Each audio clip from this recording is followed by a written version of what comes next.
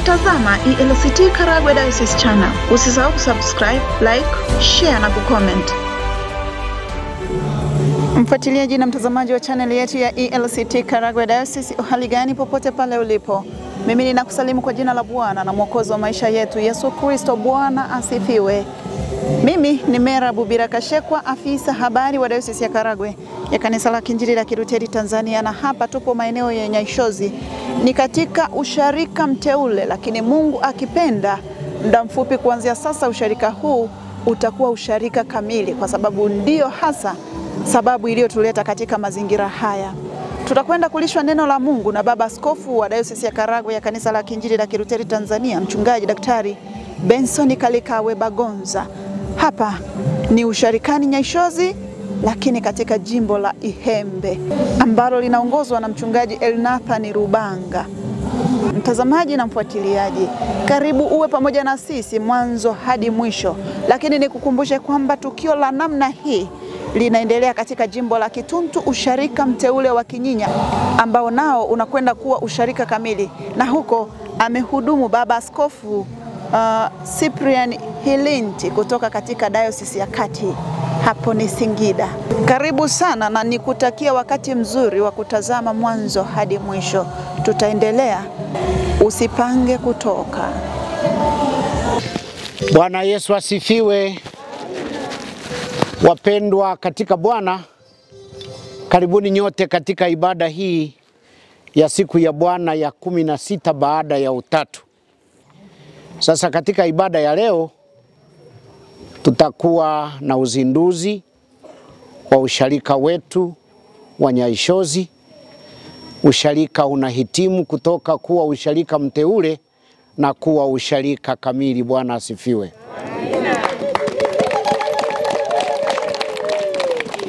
Tutakuwa na huduma ya neno la Mungu, tutakuwa na huduma ya sakramenti ya meza ya Bwana, na baadaye mwishoni mwa ibada nimeombwa na nimekubali kuzindua nyumba ya mtumishi. Basi kwa yote hayo tumwombe Mungu awe pamoja nasi katika ibada hii, na tuianze ibada hii kwa jina la Baba, la Mwana na la Roho Mtakatifu. Amina. Tusikie zaburi ya siku.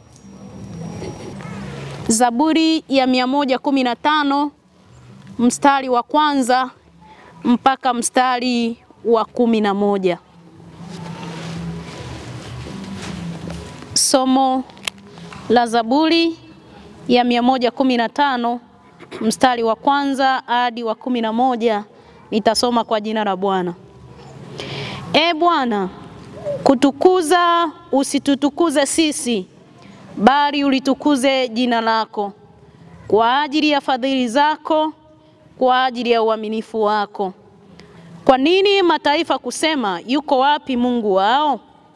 Lakini Mungu wetu yuko mbinguni, alitakalo lote amelitenda. Sanamu zao ni fedha na dhahabu, kazi ya mikono ya wanadamu. Zina vinywa lakini hazisemi, zina macho lakini hazioni, zina masikio lakini hazisikii, zina pua lakini hazinusi harufu, zina mikono lakini hazishiki, zina miguu lakini haziendi, wala hazitoi sauti kwa koo zao. Wazitengenezao watafanana nazo, sawa na wote wanaozitumainia. E Israeli, mtumainini Bwana, yeye ni msaada wao na ngao yao. Enyi mlango wa Haruni, mtumainini Bwana, yeye ni msaada wao na ngao yao. Enyi mchao Bwana, mtumainini Bwana, yeye ni msaada wao na ngao yao. Zaburi ya siku. Ujumbe wa wema, haleluya, nawe shika rafiki yangu. Ni habari ya raha, haleluya, mwenye kuisema ni Mungu. Tazama ishe sasa kumtazama Yesu. Amesema mwenyewe, haleluya, utaishi ukitazama. Kulipopambauka, makadhi wakawatuma wakubwa wa askari wakisema, waacheni watu wale waende zao. Yule mlinzi wa gereza akamwarifu Paulo maneno haya akisema, makadhi wametuma watu ili mtunguriwe. Basi sasa tokeni nje, enendeni zenu kwa amani. Paulo akawaambia, wametupiga mbele ya watu wote bila kutuhukumu, na sisi tu Warumi. Tena wametutupa gerezani, na sasa wanataka kututoa kwa siri? Sivyo, lakini na waje wenyewe wakatutoe. Wakubwa wa askari wakawapasha makadhi habari za maneno haya, nao wakaogopa waliposikia ya kwamba hao ni Warumi. Wakaja wakawasihi, na walipokwisha kuwatoa nje, wakawaomba watoke katika mji ule. Nao wakatoka gerezani, wakaingia nyumbani mwa Lidia, na walipokwisha kuonana na ndugu, wakawafariji, wakaenda zao. Neno la Mungu. Karibuni wageni wetu wapendwa, hapa Nyaishozi. Ni furaha kuwa nanyi leo hii.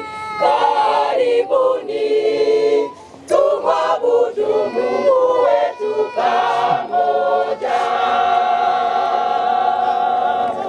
Tulianza kazi hii tukiwa na wewe Bwana Mungu, umetusaidia.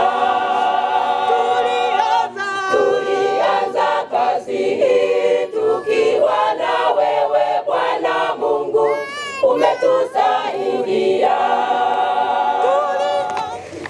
Sasa ndugu zangu wapendwa, nimesikia kwamba eneo hili limekamilisha madai ya kuwa usharika. Sasa ninamkaribisha katibu mkuu atupe hoja, tupime tuone kama madai yamekamilika. Karibu. Kanisa la Kiinjili la Kilutheri Tanzania, Dayosisi ya Karagwe, usharika wa Nyaishozi. Hoja ya uzinduzi wa usharika. Mheshimiwa Baba Askofu Daktari Benson Karikawe Bagonza, kwanza nakushukuru sana kwa kunipa kibali kusimama mbele ya madhabahu hii ili kutoa hoja ya kuomba kuzindua usharika mpya wa Nyaishozi.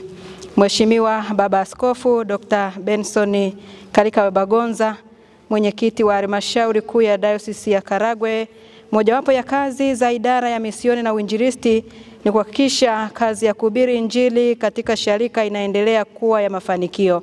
Kwa njia hiyo, Injili hubiriwa na washarika kuongezeka, mitaa na sharika uzinduliwa. Leo hii muda mfupi ujao tutashuhudia kuzinduliwa kwa usharika mpya ambao utafikisha idadi ya sharika 45 zilizozinduliwa. Mheshimiwa Baba Askofu, haya ni matunda ya kazi ya Injili katika maeneo haya ya Nyaishozi. Kwa heshima na kwa ruhusa yako Mheshimiwa Baba Askofu, yafuatayo ni mambo yaliyopelekea kuanzishwa kwa usharika huu. Namba 1, uhai. Hadi sasa usharika huu utakaozinduliwa leo unayo mitaa 4 ambayo ni Nyaishozi, Nyamiyaga, Rwakikoboko na Kabugimbi. Kwa mjibu wa takwimu zetu katika ofisi ya usharika, idadi ya washarika katika usharika wa Nyaishozi ni 1620. Kati ya hao wanaume ni 669 na wanawake ni 951. Idadi hii ya washarika inatosha kuwa na wawakilishi katika mkutano mkuu wa dayosisi, yani sinodi. Mheshimiwa Baba Askofu, hadi sasa kwa wastani usharika wa Nyaishozi una uwezo wa kukusanya matoleo ya Tanzania shilingi milioni 2 2,529,850 kwa mwezi. Mheshimiwa Baba Askofu, katika jumla ya mitaa minne, mitaa miwili ya Nyaishozi na Nyamiyaga ina majengo ya kudumu tayari na mitaa miwili ina majengo ya muda. Mipango ya mbeleni. Mheshimiwa Baba Askofu, pamoja na hayo yote, jimbo linayo mipango ya mbeleni kama ifuatavyo: kuendelea kuhubiri Injili kwa maneno na matendo, kukamilisha ujenzi wa makanisa ambayo hayajakamilika, kuendeleza ushirikiano mzuri uliopo kati yetu na jimbo letu la Iyembe, kuhakikisha tunalinda mipaka ya ardhi yetu, kufanya kazi ya misioni kwa maeneo ambayo ni mapya. Mheshimiwa Baba Askofu na mwenyekiti wa halmashauri kuu ya dayosisi, kwa heshima na taadhima ninawasilisha hoja hii mbele yako ili uweze kuzindua na kutamka rasmi usharika wa Nyaishozi kuwa usharika rasmi. Ninaitoa leo tarehe 5 mwezi wa 10 2025 hapa Nyaishozi. Naomba kusoma kwako hati ya dayosisi. Kanisa la Kiinjili la Kilutheri Tanzania, Dayosisi ya Karagwe, hati ya dayosisi, uzinduzi wa usharika wa Nyaishozi. Mheshimiwa Baba Askofu Dr. Benson Karika Bagonza, kwa mjibu wa kanuni na miongozo ya Kanisa la Kiinjili la Kilutheri Tanzania, Dayosisi ya Karagwe, na kupitia vikao vyake vya maamuzi, utaratibu wa uanzishwaji wa usharika mteule wa Nyaishozi ulizingatiwa. Kwa mjibu wa katiba ya KKKT Dayosisi ya Karagwe, toleo la 2020 ukurasa wa 34, kifungu cha 2.1.8n, kazi na wajibu wa askofu. Kwa heshima na taadhima, ninakuomba wewe Mheshimiwa Baba Askofu Dr. Benson Karika Bagonza uzindue usharika mteule wa Nyaishozi kuwa usharika kamili. Leo tarehe 5 mwezi Oktoba 2025, usharika mteule wa Nyaishozi jimbo la Iyembe, kwa heshima naitoa. Asanteni. Kwa jina la Baba, la Mwana na la Roho Mtakatifu. Amina. Sasa tusikie maandiko matakatifu tunapofungua usharika huu mpya ili tuimarishwe katika kueneza neno la Mungu na huduma yake popote katika eneo hili. Somaji wa kwanza. Ni nani huyu atokaye Edomu, atokaye Bosira, akiwa na mavazi yenye madoa mekundu? Huyu aliye na nguzo za fahari, anayekwenda katika ukuu wa uweza wake? Ndimi nisemaye kwa haki, niliye hodari wa kuokoa. Kwa nini mavazi yako ni mekundu, na nguo zako kama za mtu akanyagaye zabibu? Mimi ndimi mzabibu wa kweli, na Baba yangu ndiye mkulima. Kila tawi ndani yangu lisilozaa huliondoa, na kila tawi lizaaro hulisafisha, ili lizidi kuzaa. Ninyi mmekwisha kuwa safi kwa sababu ya lile neno nililowaambia. Kaeni ndani yangu nami ndani yenu. Kama vile tawi lisivyoweza kuzaa peke yake lisipokaa ndani ya mzabibu, kadhalika nanyi hamwezi msipokaa ndani yangu. Mimi ni mzabibu, ninyi ni matawi. Akae ndani yangu nami ndani yake, huyo huzaa sana. Maana pasipo mimi ninyi hamwezi kufanya neno lolote. Mtu asipokaa ndani yangu hutupa nje kama tawi na kunyauka. Watu huyakusanya na kuyatupa motoni na kuyateketeza. Ninyi mkikaa ndani yangu na maneno yangu yakikaa ndani yenu, ombeni lolote mtakalo, nami mtatendewa. Hivyo hutukuzwa Baba yangu kwa vile mzaavyo sana, na nanyi mtakuwa wanafunzi wangu. Neno la Mungu. Ndugu zangu wa Kristo wa usharika mpya unaofunguliwa leo, ninawaomba mpokee maneno hayo ili awakumbushe wito wenu ambao ndio wajibu wa kwanza wa usharika huu mpya, na kuwa daima mashahidi wa Yesu Kristo. Kwa mamlaka niliyopewa na Mungu nikiagizwa naye kupitia Dayosisi ya Karagwe, ninafungua utepe huu rasmi pamoja na mitaa yake yote ya usharika huu, yaani Nyaishozi, Nyamiyaga, Rwakikoboko na Kabugimbi.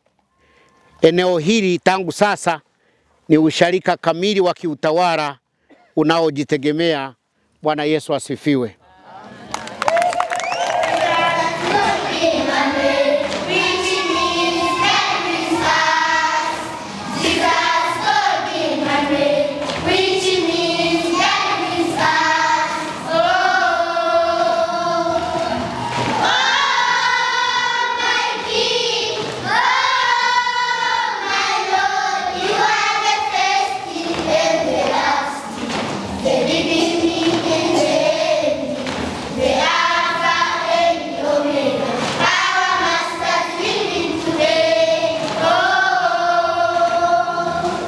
Bwana Yesu asifiwe.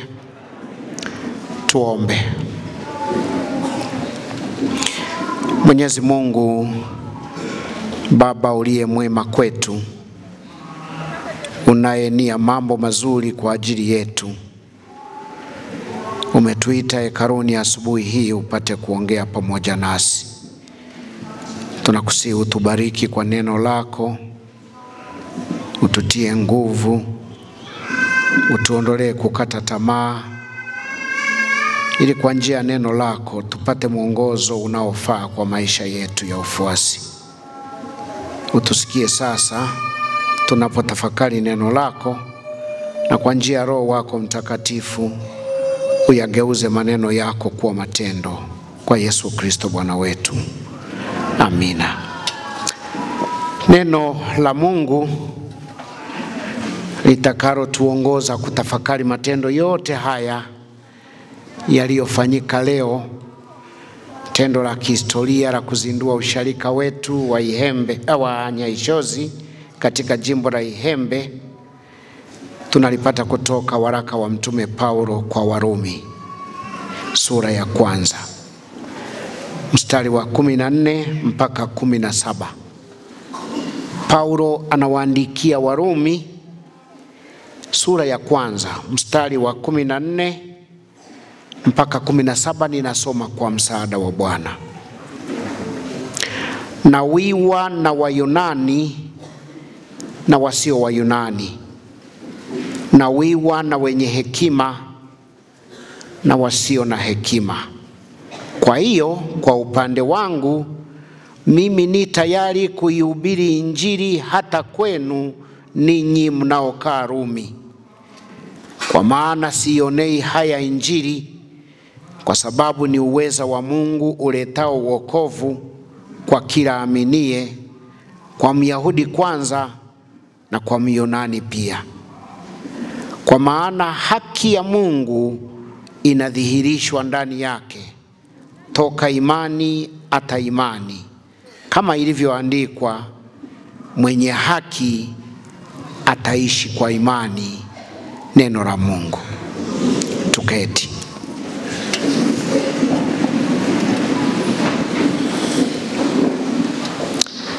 Wapendwa katika Bwana, taifa lake teule, watu wa Mungu mliokusanyika hapa leo, neema na iwe kwenu na amani itokayo kwa Mungu Baba na kwa Bwana wetu Yesu Kristo. Amina. Napenda nianze kwa kumshukuru Mungu kwa ajili ya siku hii ya leo. Jumapili hii ya leo ya 16 baada ya Utatu, pamoja na kesho siku ya Jumatatu, tuna matendo ya kuzindua sharika 4 mpya katika dayosisi yetu.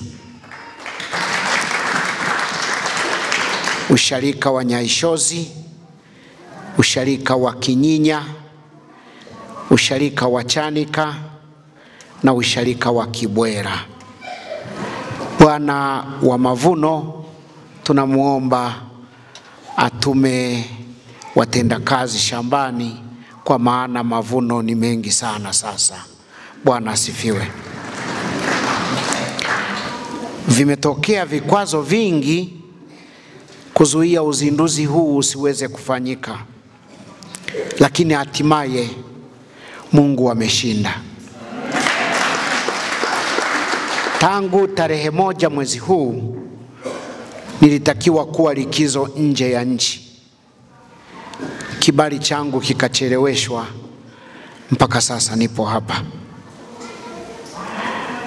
Maaskofu niliowaomba kabla ya kuondoka ili waje kunisaidia kuzindua sharika zote 4 walikuwa maaskofu 3. 2 wakatoa udhuru kwamba hawataweza. Katikati hapo nikapata misiba 2 mikubwa, nyote mlisikia. Jumapili kama ya leo, yani Jumapili 2 zilizopita, saa kama hizi, baba yangu mzazi alinipigia simu. Akasema, askofu, nasikia unasafiri leo kwenda Dar es Salaam. Nikasema ndio, najiandaa kwenda uwanja wa ndege. Akasema, nina kikozi kimekaa muda mrefu, unitumie gari nikamwone daktari.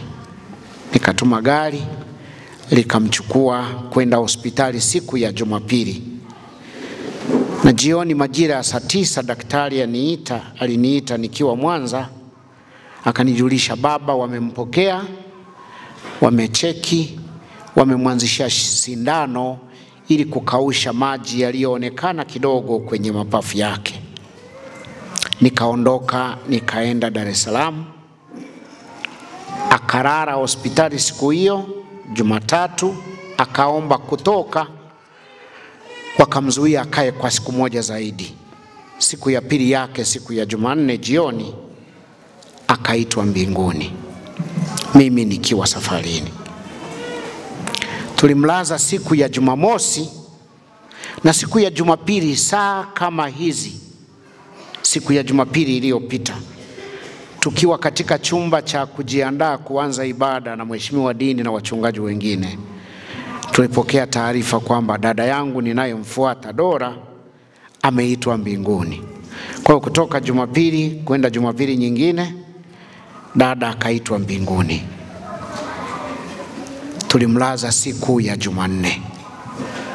Misiba hii 2 mikubwa ninaiona kilikuwa ni kikwazo kimojawapo cha uzinduzi wa sharika zetu 4.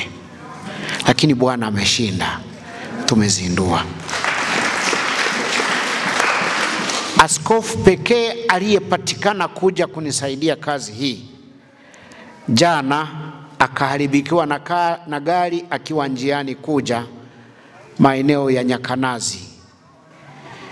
Gari lake likaharibika, akanipigia simu akasema, baba, gari limeharibika, naomba niagize gari jingine lije kutoka nyumbani, mimi nirudi nyumbani, hiyo kazi tutaifanya wakati mwingine.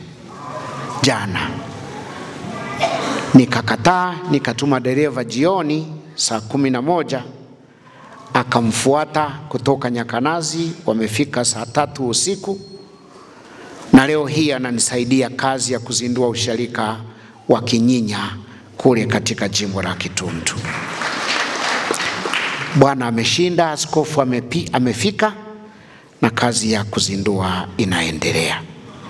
Mimi napenda kumshukuru Mungu mbele yenu kwa ajili yenu, kwa faraja kubwa na mapenzi makubwa niliyoyaona wakati wa maombolezo ya baba yangu na dada yangu. Pamoja na udhaifu wa mwili nilio nao, ninajisikia furaha na ujasiri wa kushirikiana pamoja na nyinyi leo katika ibada hii. Bwana asifiwe. Ibada hizi 4 zinazoendelea leo 2 na kesho nyingine 2 zina umuhimu mkubwa wa mambo mawili, naomba mzingatie. Jambo la kwanza, Kuzindua sharika ni kupanua kazi, ni kupeleka huduma karibu na watu, kama alivyomsema mchungaji wenu wa jimbo. Kupeleka huduma karibu na watu, si kupeleka majengo karibu na watu. Ni kupeleka huduma, si kupeleka majengo karibu na watu. Siku za karibuni, na nalisema hili kwa nia njema, serikali yetu imefanya miradi mingi mikubwa mizuri na kuipeleka huko vijijini kila mahali. Lakini uzoefu unaonyesha serikali yetu imepeleka majengo mengi karibu na watu, huduma bado haijawa nzuri. Wiki hii nimepata taarifa ambayo wengi wote mnajua, kwamba mama mmoja akiwa anajifungua akapata matatizo, akafungwa kwenye pikipiki, akapelekwa Rugu. Kutoka kwake mpaka Rugu ni kama kilomita 20. Huko anatoa damu. Kufika Rugu wakasema, wewe hatukuwezi, nenda kituo cha afya Nyakayanja. Kutoka Rugu mpaka Nyakayanja ni kilomita nyingine kama 20 au 25. Anavuja, yuko kwenye pikipiki na barabara zetu. Kufika Nyakayanja wakasema, wewe sio wa kwetu, uende Nyakanga. Kilomita nyingine ngapi? Labda 20 mpaka Nyakanga. Anafika Nyakanga, kabla kumuingiza theater, akakata roho na mtoto akapotea.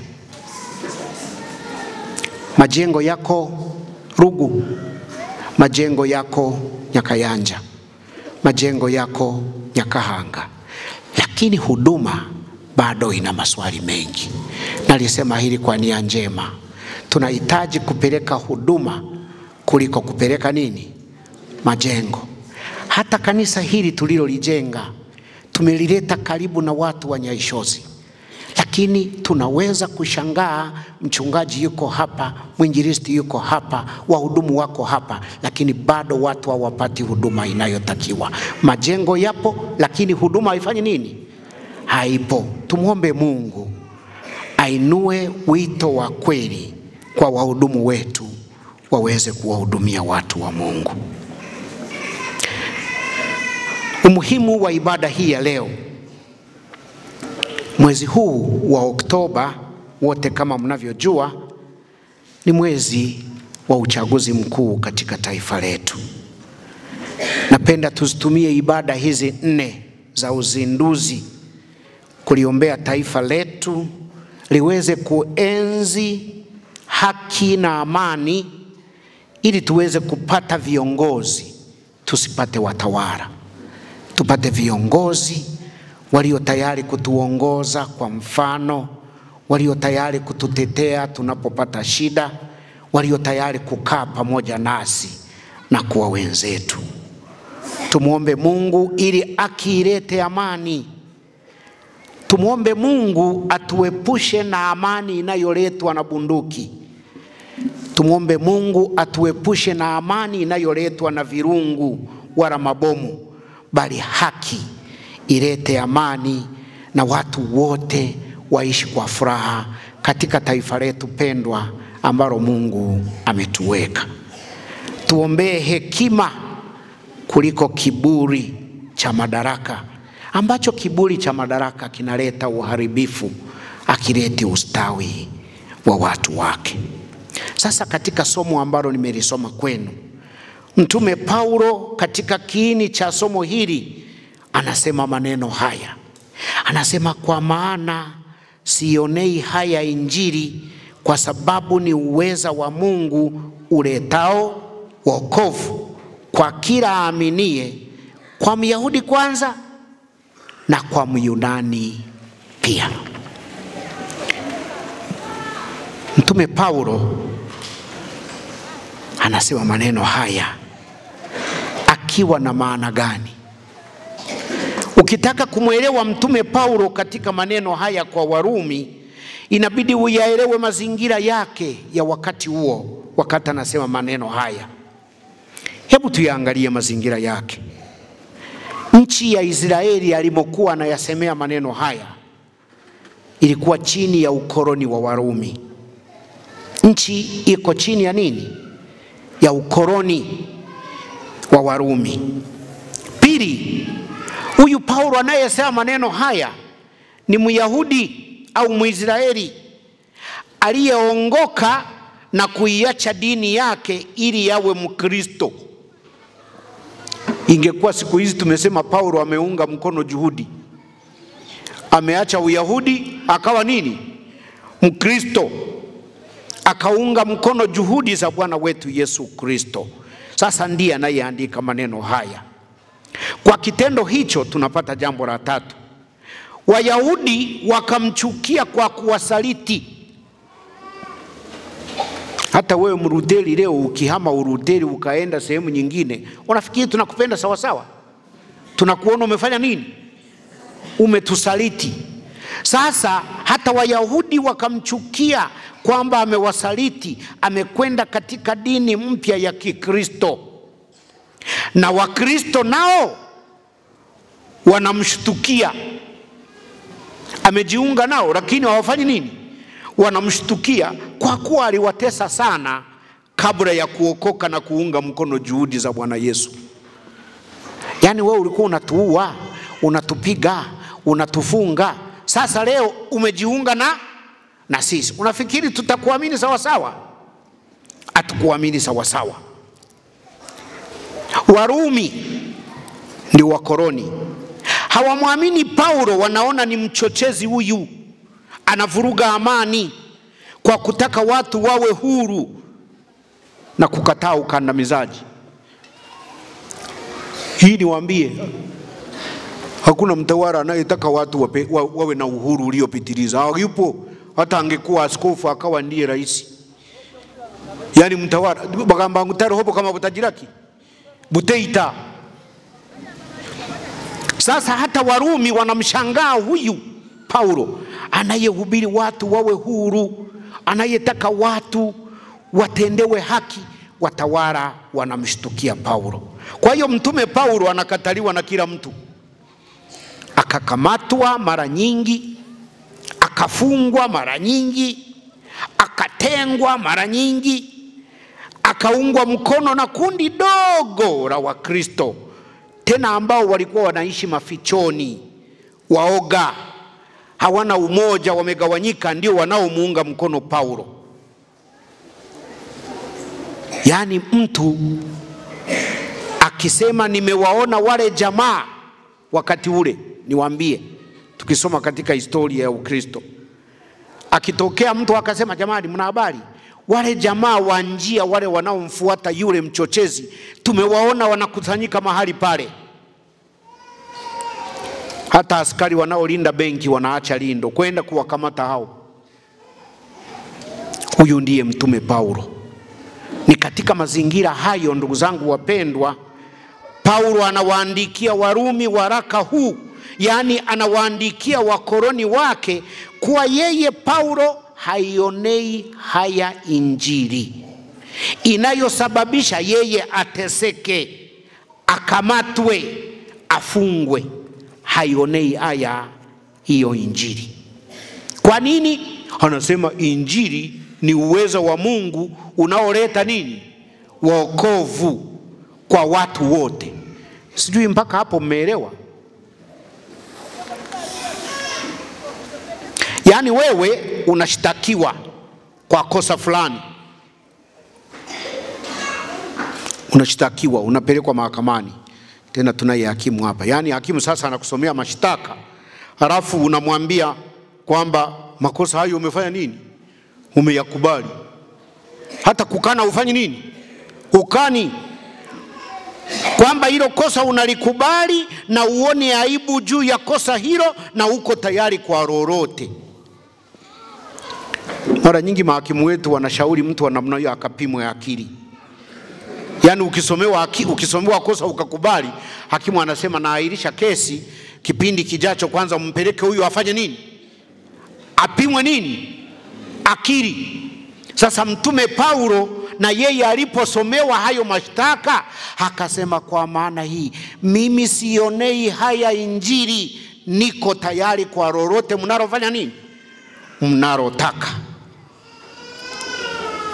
Sasa katika mstari wa 17 anaweka chumvi kwenye kidonda anaposema, kwa maana haki ya Mungu inadhihirishwa ndani yake toka imani hata imani, kama ilivyoandikwa, mwenye haki wangu ataishi kwa imani. Neno la Mungu ni ajabu sana. Mtume Paulo anazungumzia neno haki mbele ya watesi wake.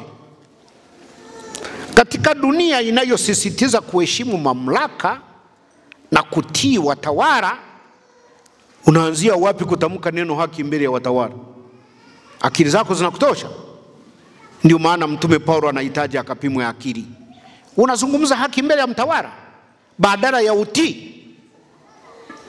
Kwa sababu mara nyingi watawala wetu ndio wana haki na watawaliwa wanajiona wanatakiwa kutii. Haki iko kwa mtawala, mtawaliwa kazi yake ni kufanya nini? Ni kutii. Watawala wanajiona wana haki ya kukufunga na kukuchapa, na wanajiona wana haki ya kukuzuia kulia. Yana anakuchapa unaumia, unalia, anakuambia nyamaza, funga mdomo wako.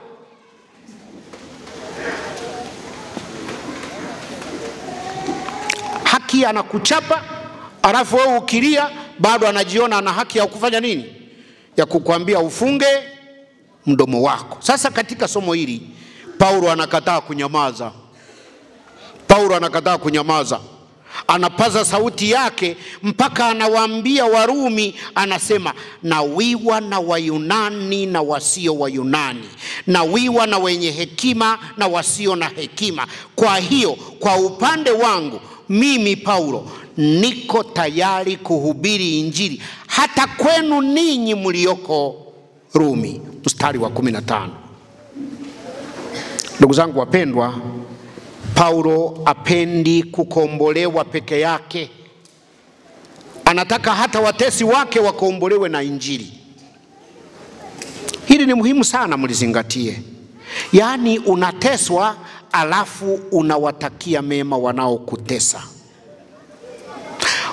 Unateswa, unawatakia amani na mema watesi wako. Wanaotaka ufe, wewe unataka waishi. Ndio maana wakati mwingine unahitaji ukapimwe akili. Wao wanataka wakuue, wewe unawaombea wafanye nini? Waishi. Hizi sio akili za kawaida. Iko nguvu nyuma yake. Roho ya kukataa kisasi na kuwatakia mema watu wote ni roho ya Mungu. Ni roho ya Mungu. Kwa hiyo ujumbe wa Paulo unatualika sote kufanya mabadiliko katika maisha yetu. Msingi wa kufanya mabadiliko utokane na sisi kutoridhika na hali tulizo nazo.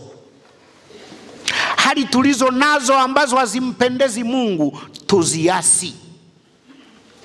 Tumuombe Mungu atuletee mabadiliko ili tuweze kuwa watu bora zaidi. Miaka inaenda, inarudi, unazidi kuzeeka, nguvu zinaisha, lakini matatizo yako hayaishi. Matatizo yako hayafanyi nini? Hayaishi. Unahitaji mabadiliko. Unakopa mpaka unasahau ATM yako anayo nani? Kuna watu wakienda kukopa wanakabidhi ATM na password. Yaani nakopa mpaka na yewe ATM no yaji zileki. No yaji na akajisigaji mara ya mwisho alikokopa. Unakopa mpaka unawakimbia uliokwisha walipa kwa kudhani bado wanakudai.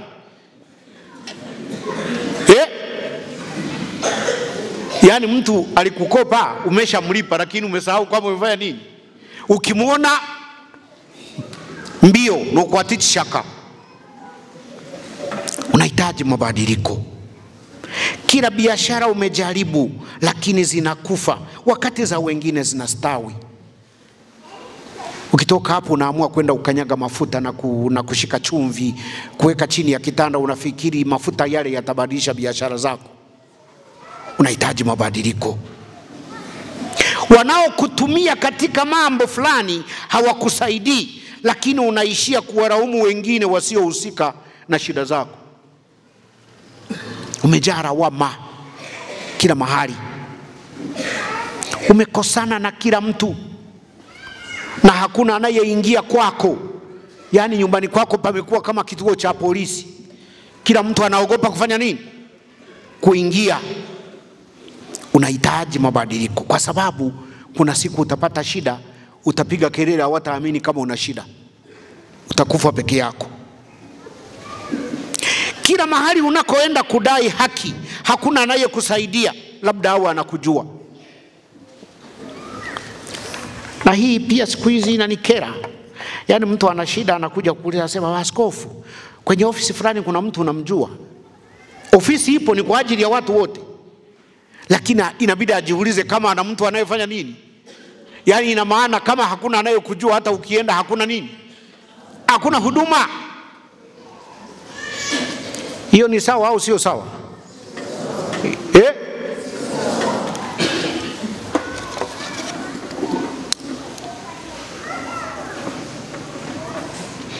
Umeuza kila kitu ukasomesha watoto, ama watoto wakakusahau kwamba uliuza kila kitu kwa ajili yao, wakakusahau.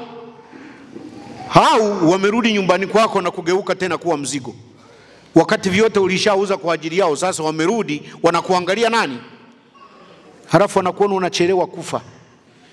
Wanakusogeza karibu ufe ili wagawane nini? Mali.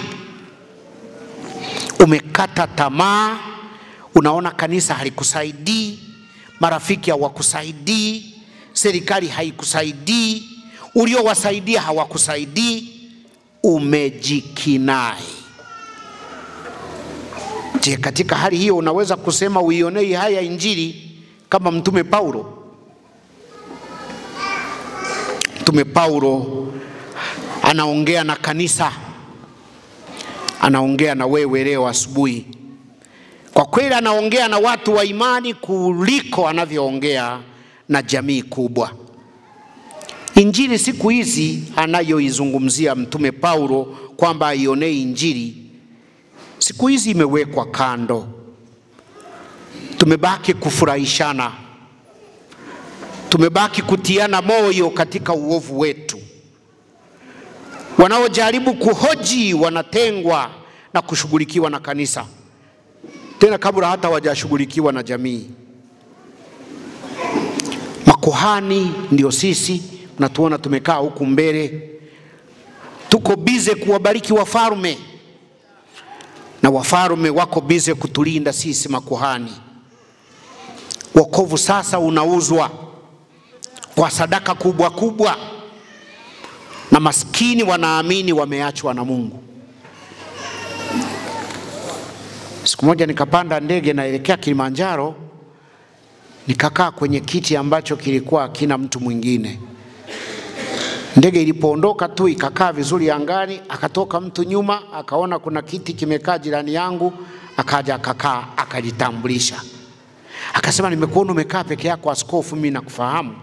Nikaona na mimi nimepata fursa nikae karibu na wewe, nikwambie jambo linaloniuma. Nikasema karibu. Akasema, huko kwenye vikao vyenu mnavyokaa, jamani tunaomba mtusaidie. Tuwasaidieje? Akasema, sadaka zimekuwa nyingi. Akasema, sadaka kanisani zimekuwa nyingi, yani zinazidi matangazo yote, zinazidi mahubiri, kila kitu ni nini? Ni sadaka. Sijui na hapa iko hivyo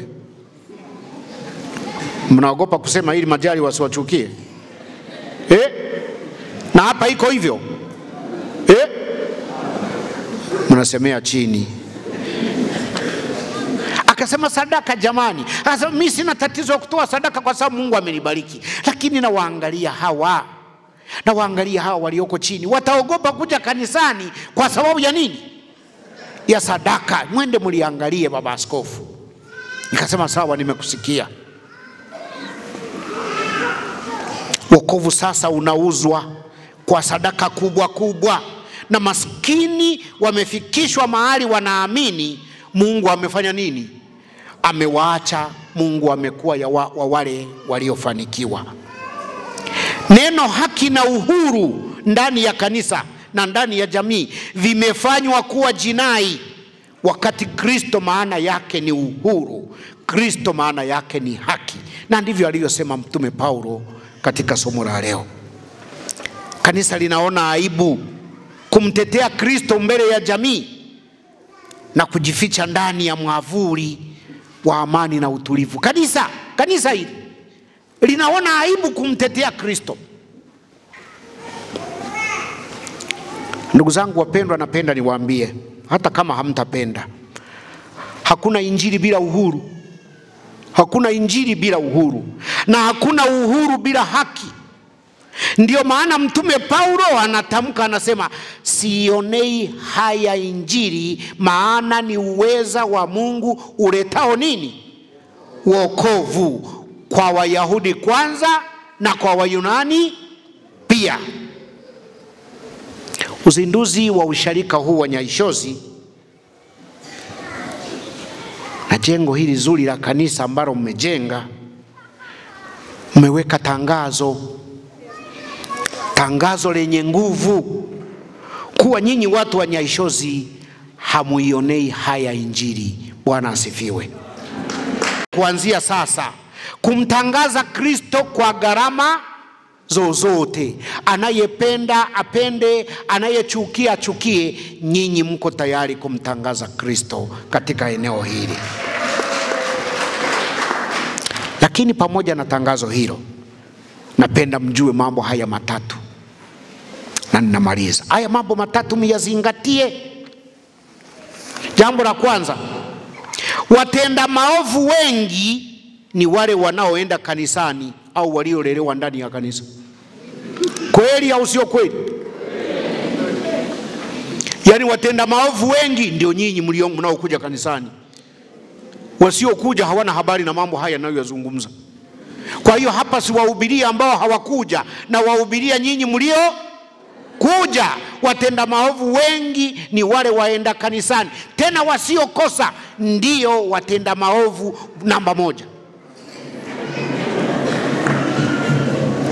Jambo la pili mlizingatie, wapinzani wa kanisa ni Wakristo wenyewe zaidi ya watu wa imani nyingine.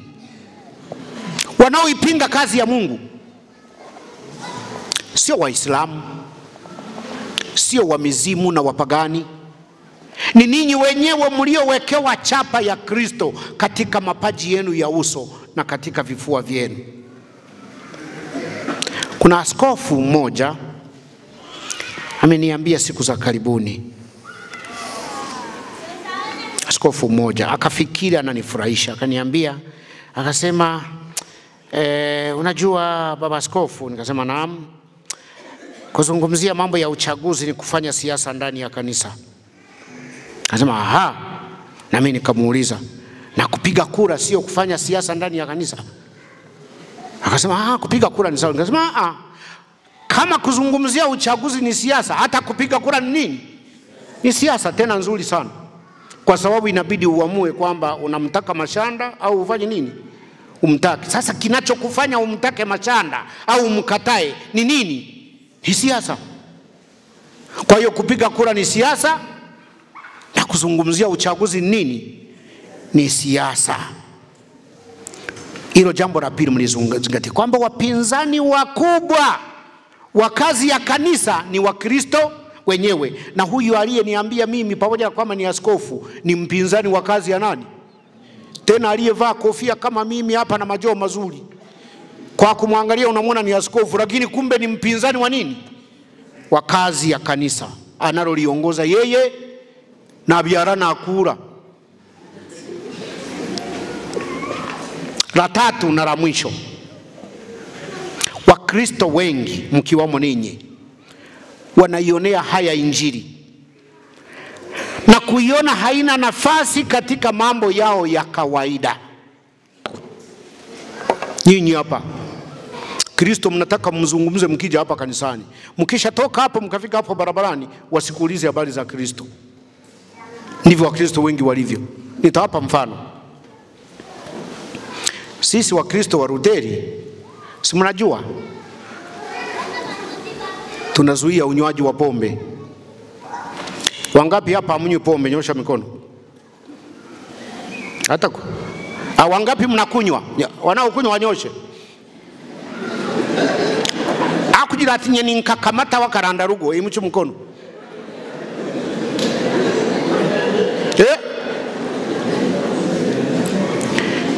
Hii vita ya kuzuia pombe kwa kanisa la Kilutheri ni vita ambayo tulishindwa zamani, lakini tumekataa kunyosha mikono. Tukiwakutana kanisani mnanyatanyata, utafikira mzijui, lakini mkitoka hapa ndio wanywaji wakubwa. Kuna kanisa dada lilo tuzaa sisi, wanapiga vita matumizi ya mpango wa uzazi, si ndio? Unafikiri wanatii? Wanamsikiliza askofu anazungumza msitumie mpango wa uzazi, wanasema kaa hapo na mambo yako. Asubuhi unawaona wamekaa kwenye vituo vya afya kwenda kudunga sindano na kumeza vidonge. Kweli au sio kweli? Kwa hiyo tunachohubiri ni tofauti na mnachofuata. Tunaelewana?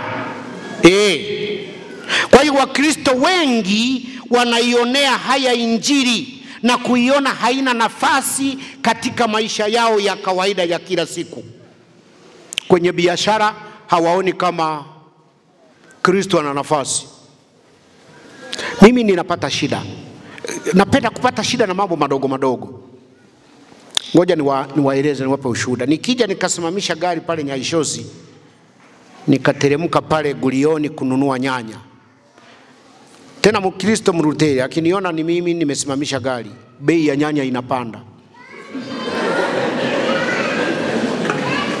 Lakini nikiwa na mtu mwingine ndani ya gari, akateremka akazunguka hivi akaja kwenye nyanya hizo hizo, bei inafanya nini? Inapungua. Kweli sio kweli?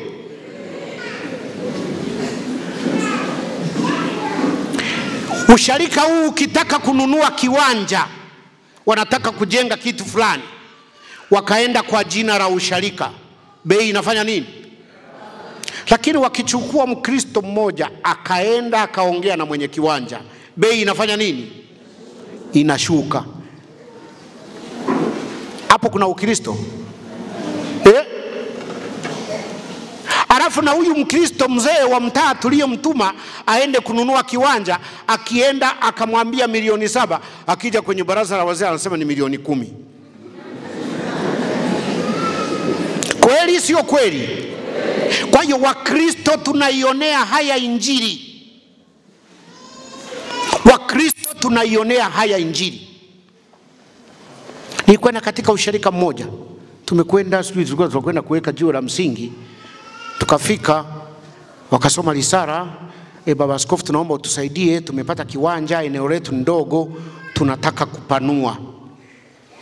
Akasema sawa.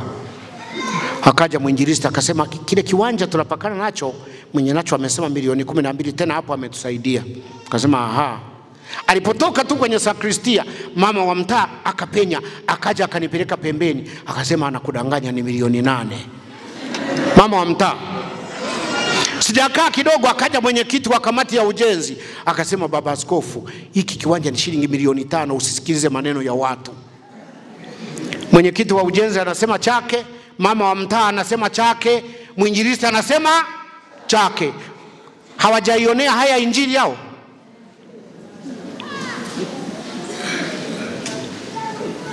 Halafu kitukuta tunaimba nyimbo za kuwasema mafisadi wakubwa kule, utafikiri sisi ni watakatifu, wakati ufisadi wenyewe humo hapa hapa ndani ya kanisa. Tujihadhari sana. Mtume Paulo anatualika tusionee haya Injili, kwa sababu ndio uweza wa Mungu unaoleta wokovu, na hili ndilo neno la Mungu.